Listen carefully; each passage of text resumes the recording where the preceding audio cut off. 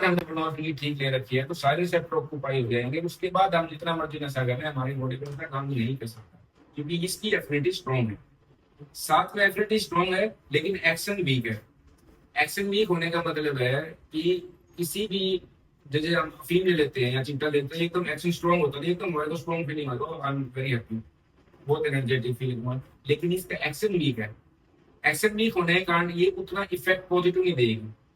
आपकी विड्रॉल ठीक कर देगी, आपको बॉडी पेन भी नहीं होने देगी, आपको घबराहट नहीं होएगा, आपको कोई स्वेटिंग नहीं होगी, जो आपकी यॉर्निंग नहीं होगी, आपको एनर्जी भी आपकी ठीक रहेगी, लेकिन इतना हाइक नहीं देगी जितना दूसरी मेडिसिन, दूसरी ड्रग्स देते हैं, जिसको हम ओपियो ड्रग्स की बात करें, चिट्टा या फीमेल हेरोइन, तो उतना हाइक नहीं देगी।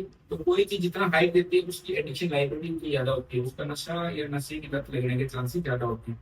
तो उतना इसने हाइक नहीं दी, लेकिन इसको हमने स्ट्रांगली बाइंड कर लिया तो नशा काम भी नहीं कर रहा, उतना मजा भी नहीं दिया, लेकिन विड्रॉल भी नहीं होने दी। तो ये बेनिफिट है। अब पॉइंट है कि अगर कोई व्यक्ति जब नशा छोड़ता है उसको तकलीफ होती है, ऐसे मरीज कहते हैं डॉक्टर साहब दवाई तो ठीक ही है, लेकिन जब हम इसको छोड़ते हैं हमें तकलीफ होती है। तो क्या वास्तव में तकलीफ उतनी होती है जितना नशा छोड़ने के बाद तकलीफ होती है, इसको छोड़ने में कम तकलीफ होती है?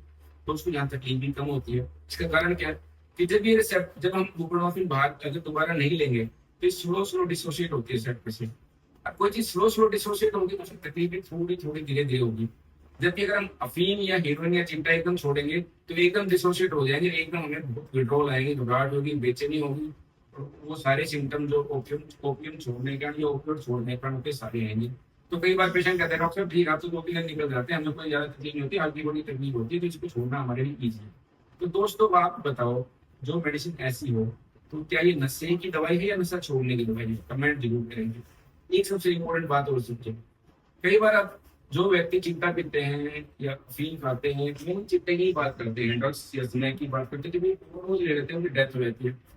क्यों? क्योंकि स्ट्रांगली एक्ट करते हैं और हमारे रेस्पिरेटरी सिस्टम को, सांस वाले जो सेंटर है ब्रेन में, उसके ऊपर काम करते हैं, जिसके कारण हमारा जो रेस्पिरेशन है वो स्लो हो जाता है, डेथ हो जाती है पेशेंट।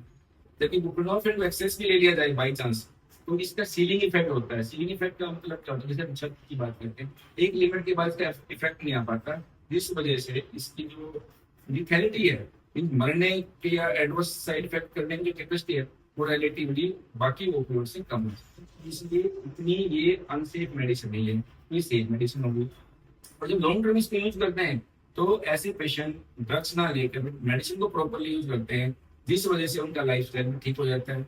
वो कोई क्राइम भी नहीं करते, उन्हें कोई चोरी करने की जरूरत नहीं, कुछ इस तरह कोई भी बैड बिहेवियर दिखाने की जरूरत नहीं, इजिली अवेलेबिलिटी है।